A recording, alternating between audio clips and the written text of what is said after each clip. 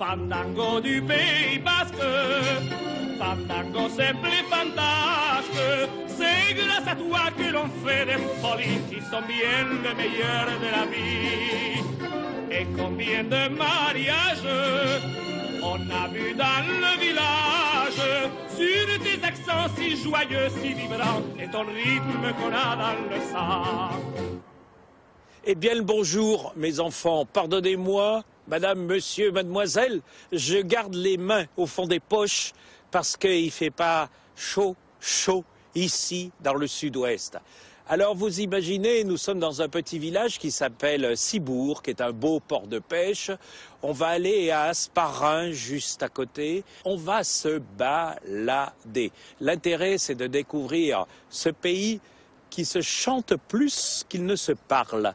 On va être avec un homme, vous allez voir, tout à fait exceptionnel, comme on a l'habitude de les rencontrer dans cette escapade de Petit Renaud. Il s'appelle Eric Hospital, qui va cueillir, qui va chercher les plus beaux cochons de tout le sud-ouest. C'est lui qui les affine et il a l'art et la manière de raconter l'histoire du cuisseau, du jambon, de ce pays du sud-ouest. Il chante son jambon d'une manière fabuleuse. Vous allez le voir, il est discret, il est magnifique. Mais moi, je trouve qu'il a un côté un peu Luis Mariano. Il est un coin de France où le bonheur fleurit, où l'on connaît d'avance les joies du paradis. Et quand on a la chance d'être de ce pays, on est comme en vacances durant toute sa vie. Allez, les gars, là. C'est bien, comme ça. Je monte au séchoir. À tout à l'heure. Et bonjour le beau monsieur Hospital. Comment va Jean-Luc? Quelle belle allure tu as. Tu es presque en coulée fondue avec tous ces jambons suspendus ici. Il y a combien à peu près de jambons d'avance dans cette maison? Ici, tu dois avoir à peu près 1000 jambons qui sont en suspens et qui s'affinent. 1000 jambons. 1000 jambons à peu près. Mais à chaque fois, je vois une petite étiquette. Yves Candeborde ici, par exemple. Parce que chaque chef a des préférences. Donc, il préfère le jambon bien sec. L'autre le préfère moins leu. L'autre le préfère plus gras. L'autre le préfère moins gras. Donc, à chaque pièce, quand je les ramène ici, une fois qu'ils sont sortis du sel, je les panne. Donc, je vais mettre de la graisse dessus pour éviter qu'il y ait une croûte qui se fasse autour. Et en fonction du jambon, je l'attribue à tel chef, à tel chef et à tel chef. Il y a toujours une différence entre Candeborde, Christian Constant, Christian Etchebest, le Bivent, le chef du Bivent à Toulouse le préfère comme ça. Le Grand Pan le préfère de façon différente. Chaque chef a une préférence pour le jambon. À son histoire. Voilà, si tu veux, j'attribue donc chaque jambon à un chef. Tu les goûtes jamais quand tu passes ici, non? J'ai un os de cheval, donc c'est un os de Péronnet, voilà, qui est taillé, qui est affûté et qui va me servir à sonder le jambon. Je vais sentir tout simplement le jambon pour savoir si, à ce niveau-là, en règle générale, il y a des problèmes. Quand on tourne le petit os de Péronnet comme ça, on le retourne et on là, sent. Tu sens. Et là, ça te raconte toute l'histoire du jambon. Joli jambon, là. Hein. C'est uniquement au nez qu'on fait ça? C'est uniquement au nez. Quand on commercialise le jambon entier avec os, il n'y a que cet outil qui te permet de savoir si ce jambon, il n'a pas eu de problème. Mon Dieu, mais vive la France. Mais vous imaginez comme on est heureux. Papa est derrière, non le prénom de ton père, c'était Louis. C'était Louis. Louis. Et Louis, celui qui m'a tout appris, celui qui m'a tout enseigné, c'est lui qui m'a donné cet amour pour le jambon et celui qui m'a donné toutes ces petites ficelles qui fait qu'aujourd'hui, on continue dans cette tradition. Oui. Vous avez vu avec quelle sensibilité il nous raconte les choses, c'est-à-dire qu'on regarde chaque jambon a le nom de son propriétaire. Ils viennent vérifier parfois? Écoute, cette table peut en témoigner. Oui. Si elle pouvait raconter le nombre d'histoires avec le nombre de chefs qui sont passés ici, qui ont dégusté, qui ont fait des casse-croûtes, qui sont venus passer des moments festifs, elle raconterait des choses. Elle n'est pas assez grande pour étaler toutes les histoires qu'il a racontées dessus. Il passe très souvent. Tout ça est bien dans la vie, tout ça est bien dans l'air pur de cette commune d'Hasparren, qui est à quelques kilomètres de Biarritz. Et juste en dessous, T'adores faire des casse-croûtes? Ah, moi j'adore. C'est le fil conducteur de ma vie. C'est des moments. Casse-croûte? C'est le casse-croûte, des moments festifs.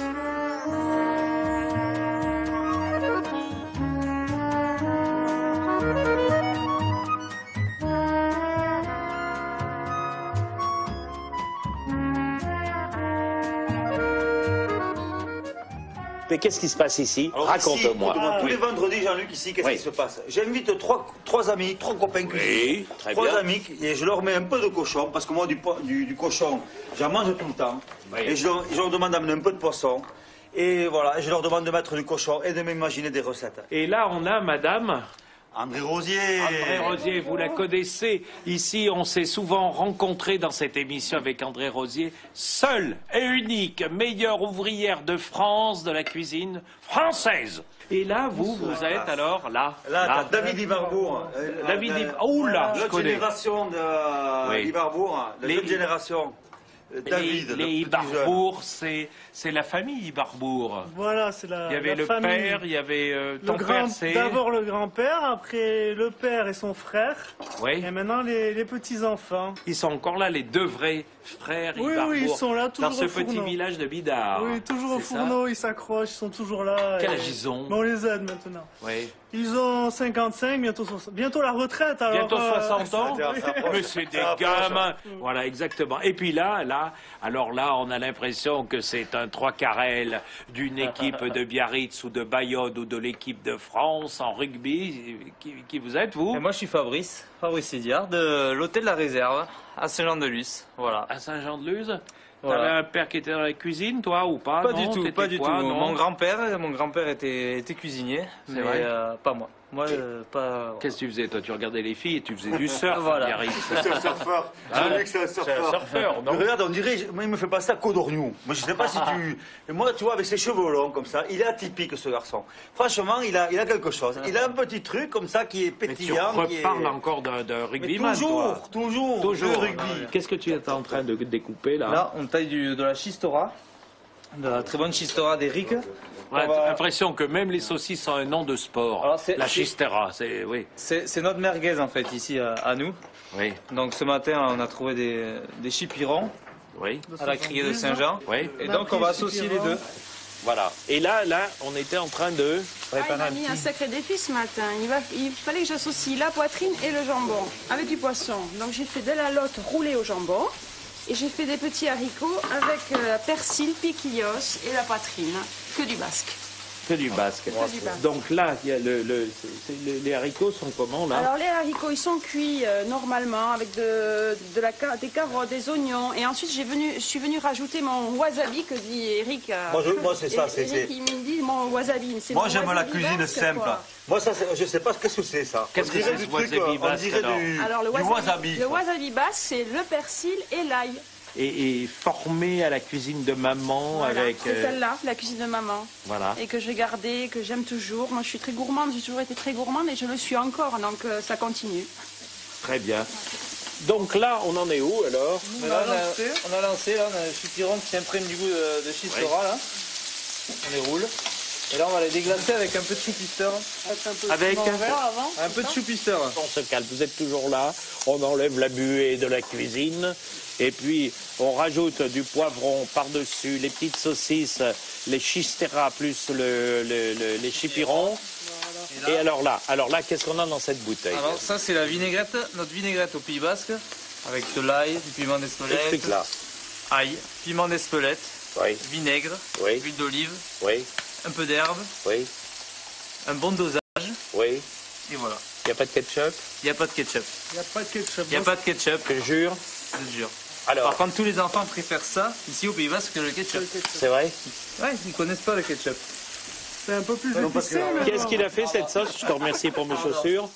Ça, il faut dire que c'est un producteur de piment d'Espelette qui fait la sauce lui-même, avec ses piments. Voilà. Voilà. C'est fait par un producteur de piment. Ça s'appelle comment, ce producteur de piment? Le producteur s'appelle... Castanchois. Castanchois. Ça plaisante aussi un Voilà, on petit peu. va là. dresser les Oh là là, chipirons. ça sent bon, Jean-Luc. Qu'est-ce que t'en penses? Ah oui, et la sauce, on sent bien qu'elle est extrêmement vive derrière. Ah oui, là, c'est... Oh, les enfants, la sauce est vive derrière. Elle est magnifique. Ah oui, les chipirons comme ça, coupés en petits carrés. Redis un peu ce qu'est cette sauce, parce que ça me plaît. Ça me bon. Chou plisseur, Oui, ail, herbe, oui, vinaigre, oui. thym, Regarde huile là-bas. d'olive. Voilà. Piment d'Espelette. Oui. Piment d'Espelette. Qui est ton coiffeur, toi? On peut savoir. J'ai pas de coiffeur. Tu n'as pas de coiffeur? T'as une fiancée alors? Voilà, c'est ça. Les enfants, quand les cuisiniers ont que des fiancés pour les coiffer, regardez ce que ça donne. Bravo l'artiste. Et là, ce plat-là s'appelle... Encorné, chistora et quelques pousses d'épinards. Et là, alors, on est donc... bébé. Voilà, ce plat. C'est prêt à goûter maintenant, ça y est. La lotte a été cuite. Je l'ai tranchée. Je l'ai servie avec des petits piments basques aussi, les piments verts d'Anglette, Oui. qui se mangent comme ça. Là, je les ai juste frits. Ils sont tellement doux qu'on les mange tout simplement. Mais c'est joli. Attends, je vais pas goûter tout de suite parce que j'avais envie de voir le beau vigneron derrière. Regarde-le, vas-y, serre-nous un peu. Approche-toi, toi, le bel homme. Regardez, quand on sert au Pays Basque, comment on sert le vin rouge. Élève le goulot devant ce vin qui a, regardez bien, simplement. Bien sûr, il est à boire avec modération. Et ici, le vin est tellement épais, le vin a tellement supporté le soleil, le vin a tellement supporté les courants d'air qu'il arrive à avoir comme ça cette allure absolument formidable. Vive les coteaux de Saint-Jean-Pied-de-Port où tu es.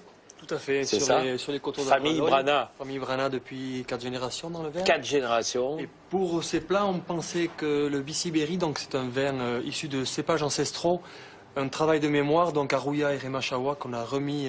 Ceux qui ne comprennent pas peuvent reprendre leur dictionnaire. C'est un terrain du Basque, des cépages avec des airs un peu partout. Pas mal, Des c'est pas X mal. aussi. Ben, en fait, bon, en gros, c'est un Irouléguy. En gros, c'est situé sur les montagnes, sur les terrasses de Saint-Jean-Pied-de-Port, puisque c'est une culture en terrasse. Tout à fait. Et puis, on se remet à penser à Étienne Brana, ton papa, tout à fait, qui a initié tout ça, les plus belles eaux de vie blanches et tout. Et ainsi qu'à ta sœur, il a passé la main comme ça, fait, ma sœur et avec moi. beaucoup de talent. Et il y a cette dame dans l'émission. Eh bien, Bonjour madame, vous allez bien? Comme tous les vendredis, on fait un bel apéro. Vous veniez pour... Eh ben moi je venais, comme je passais, je venais demander à Eric, mon jambon il est prêt. Eh bien, ton jambon est prêt. Il Je l'ai est où, fait. il est où ton jambon? Il en est où à ce jambon? Le jambon, tu l'as senti avec moi tout à l'heure. Ah oui, mais vous lui faites toujours confiance? Ah ben oui, je Ça fait faisais longtemps? confiance de temps de son papa, de temps de Loulou. De et Louise, j'ai toujours, de Louise. j'ai toujours eu l'habitude de m'arrêter Marie-Hélène vient ici. ici depuis des années. Il me montrait son séchoir, il me montrait ses jambons et il me dit, tu sais, celui-là, je pense, il doit être bien pour toi. Et de temps en temps, en passant, je peux aller voir le jambon là. Alors, je m'arrêtais toujours pour voir le jambon. Vous ne trouvez pas ça joli quand même? Quelle belle histoire de France, l'écrire ainsi.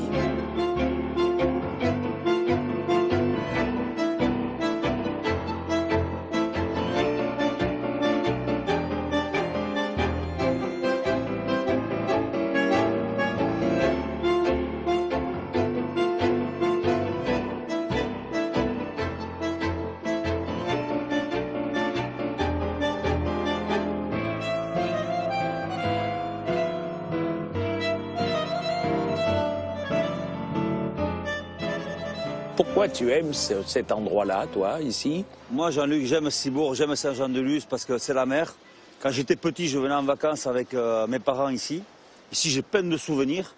La mer près de la montagne m'évoque aussi beaucoup de choses pour l'affinage des jambons, que l'on affine naturellement chez moi. Et j'ai surtout de très très bons copains, moi, ici. Et il y avait Louis, donc Louis, ton papa. Et il y avait papa qui nous amenait en vacances ici avec ma sœur. À Cibourg? On passait à Cibourg, à Saint-Jean-de-Luz. On passait des moments exceptionnels. Moi, je me rappelle, tu vois, tout petit, la sole meunière que l'on mangeait au restaurant avec maman. On partageait, tu vois. J'ai quand même eu la chance d'avoir un papa qui prenait du temps, quand même, malgré tout. Il travaillait beaucoup. Il avait une vraie culture du travail, mais il prenait le temps de s'occuper des enfants. Et voilà. Et moi, ici, si tu veux, Voilà. j'en ai presque un peu d'émotion à te le dire. Un beau jambon, c'est quoi? Maintenant qu'on est un peu dans une tranquillité, là. Un beau jambon, c'est d'abord de bons cochons. Des cochons qui sont élevés avec amour. Des cochons qui sont élevés sans esbrouffe, avec une belle alimentation, tu vois Jean-Luc. Avec de l'alimentation il n'y a pas d'OGM, il n'y a pas d'antibiotiques, tu vois. Le cochon, il faut qu'il mange des céréales, de bonnes céréales, et il faut qu'il soit battu tardivement. Tu vois, le cochon, il faut qu'il ait atteint 1 an, il est bien lourd, il est bien gras, il a bien profité, ce cochon. Et c'est là qu'il, gustativement, la viande a atteint son summum de succulence, à ce moment-là. Voilà, voilà. Et un bon jambon, après, ça se sale. Lentement, on le caresse, on le frotte, on lui met de l'amour pour que le sel pénètre bien dans cette viande. Et ensuite, on va prendre le temps, Jean-Luc. C'est une histoire d'amitié, tout ça. Finalement, entre le cochon et puis l'homme, c'est une histoire d'amitié. D'ailleurs, on dit bien que copain comme... Copain comme au cochon. Regardez les enfants. La mère fait... C'est beau, hein?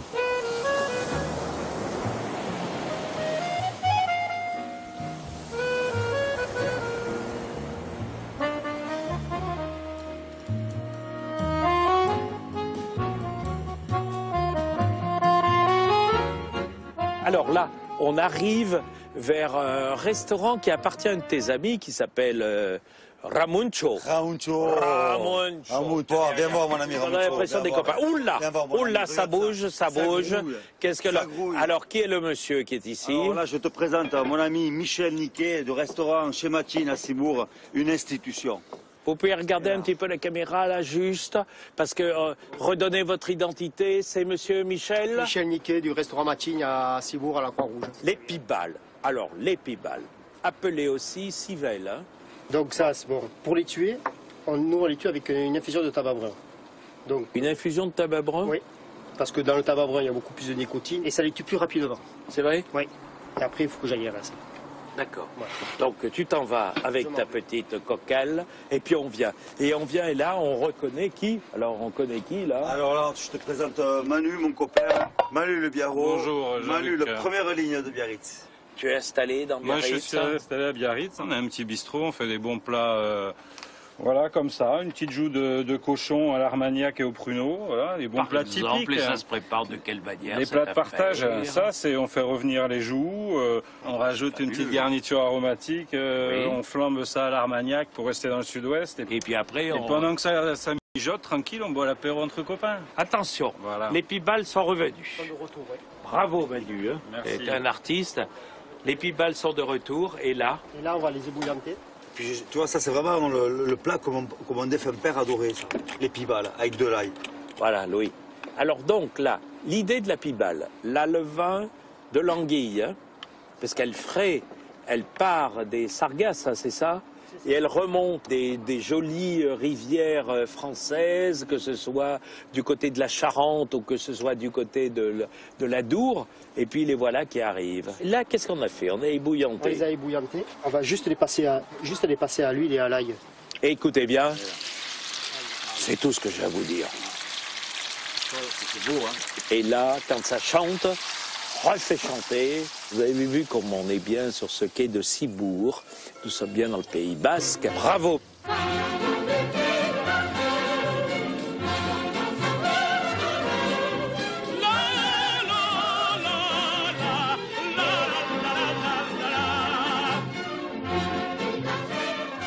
Qu'est-ce que c'est que cette maison au bout du monde? Est-ce que tu peux me raconter, toi? Écoute, moi, ici, c'est une maison, je l'adore. C'est une maison familiale. Même son grand-père était là. J'avais repris ici après. J'avais repris après mes parents. Ouais. J'avais envie de continuer en faisant du poisson. Mais toi, t'es Ramuncho combien? 3? Ramuncho 2. Ici, donc, ton père n'était pas un élève d'école hôtelière? Non, il n'avait pas fait ça. Qu'est-ce qu'il avait fait, lui? Il était tailleur. Tailleur, il a travaillé aussi aux anciennes halles à Paris. Bon, alors, comment on cuisine ces petites moules-là? Raconte-moi. Ah là là. Nous, ce qu'on a fait, c'est simplement, c'est les moules d'Espagne de Galice, juste ouverts avec le couteau, un peu de poivre, un petit peu de beurre persillé, piment d'Espelette. J'ai posé sur la grille, et on cuit 2 minutes au four, sur la grillade, terminé. Ouais, c'est ce qu'on a. Quand on a les pêcheurs, on a quand même un port de pêche ici, on est à Saint-Jean-de-Luz, Cibourg. On a des bateaux, les gars ils se lèvent tôt, ils vont chercher. C'est dur le métier de la pêche. Ils partent le matin tôt, n'importe quelle saison, il fait froid, ils reviennent, regarde ce qu'ils nous ramènent. Impeccable. Bon, alors tu as un très bon copain qui est là, qui s'appelle Gabi Biscay. Alors Gabi Biscay, les enfants, c'est un incontournable. Regardez, il vient là, voilà. Col bleu, blanc, rouge, meilleur ouvrier de France. En quelle année? 82. 82. Qu'est-ce qu'on fait? Des pommes de terre confites farcies au boudin. Ah, je me suis levé à 5 heures pour élaborer ce boudin, pour le porter à Gabi, pour qu'il me confectionne une belle recette, généreuse comme j'aime. Voilà, la pomme de terre, le boudin. Confite dans la graisse? Dans la graisse de canard, oui. Alors vous voyez, c'est cuit dans la graisse, mais on croit que quand on les met dans la graisse, ça prend la graisse, mais ça prend pas du tout la graisse, c'est juste le tout. C'est vrai? Oui. Voilà. Les pommes de terre sont farcies. Oui. Alors ça, on mange ça en entrée plutôt qu'en plat. Hein. Et on va les dresser. Alors on a là la belle démonstration. Voilà. Et alors on met un petit peu de jambon, comme ça, toujours pour faire plaisir à Eric. Hein. Un petit peu de ciboulette. T'as remarqué comment il vient?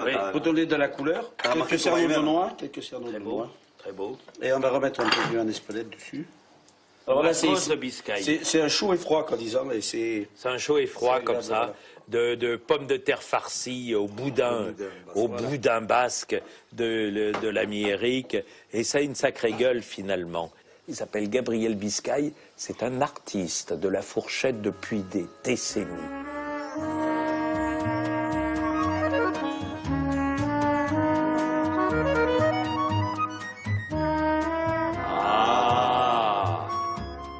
Comme on dit, regarde la petite bulle qui arrive là comme ça sur le côté. C'est Nicolas Garbaille. Garbaille. C'est ça. Garbaille, c'est un nom un peu basque déjà.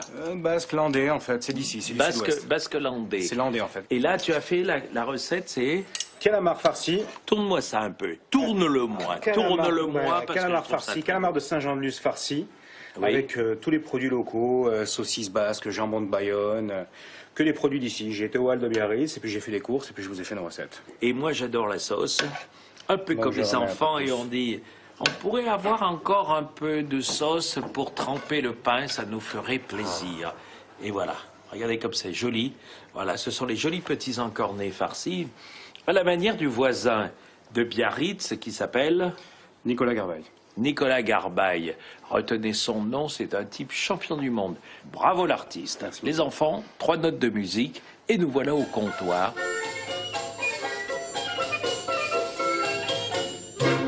Alors, mon Eric, là, on a de beaux interlocuteurs ici. Un beau boulanger qui s'appelle Monsieur Gravé, Olivier. Olivier Gravé. Ça, c'est un pain au maïs, voilà. Oui. Quel est le regard que l'on a sur la beauté de ce pain? Bien alvéolé, surtout important. Bien alvéolé. Belle farine, belle couleur. Comme toi, hein. T'as remarqué. Voilà. Très bien. Non, c'est la manière Regardez, de faire. c'est pas joli ça? Oui. Et ça veut dire que la différence entre toi et un autre boulanger, c'est la qualité, le savoir-faire, la patience, aimer son métier. Bravo l'artiste. Et alors là, on a des petites pâtisseries. On rappelle où vous êtes, hein? Vous êtes à Urugne. À Urugne. Voilà. Petit village près de Cibourg. Près de Cibourg. Voilà, c'est pas loin d'ici. On est à 200 mètres. De Cibourg. Et alors là, on a des petites pâtisseries. Maïtena qui vient d'Ioli, petit village près d'Asparin, qui nous fait des pâtisseries exceptionnelles. Elle est pas belle, belle comme le jour. Et quelle est votre spécialité alors? Moi, je vous ai préparé le Bayonne-Brest qu'on fait dans notre pâtisserie et la Dame de France. Donc, oui, voilà. oui. Et donc, qu'est-ce que c'est la Dame de France? C'est un chou crumble avec mousse vanille et caramel beurre salé. C'est toi qui as inventé ça? Oui, enfin, inventé. Je l'ai un peu mis à ma façon. On peut couper un petit chou en deux. Alors, ça ressemble un peu à un Paris-Brest. Ça ressemble au Paris-Brest. C'est volé au Paris-Brest, voilà. ça. Mais je l'ai appelé le Bayonne-Brest. Le Bayonne-Brest. Le Bayonne-Brest. Voilà, et l'incontournable gâteau basque. Le gâteau basque. Le gâteau basque, c'est une pâte sablée qui est fourrée à la crème pâtissière ou à la compotée de cerise. Donc celui-ci, il est fait avec la compotée de cerise. Avec de la cerise d'Ixaxou. D'Ixaxou, voilà. Et à la crème, le traditionnel qu'on fait ici au Pays Basque, c'est le classique. Voilà. Très bien. Les enfants, j'espère que je vous ai fait rêver à travers cette escapade de Petit Renaud qui avait débuté à Asparin avec ce shérif, ce magnifique personnage qui s'appelle Eric Hospital et qui est un compagnon. Quand je lui ai confié les rênes de cette émission, on s'est appelé et je lui ai dit « Vas-y, régale-moi ». Merci à vous tous, mais merci Ramuncho pour ton accueil. Mais simplement, il y a une belle petite chanson quand on quitte la table qui dit Arantzalea gire baitu ibatara, itxatxoa da gure ama.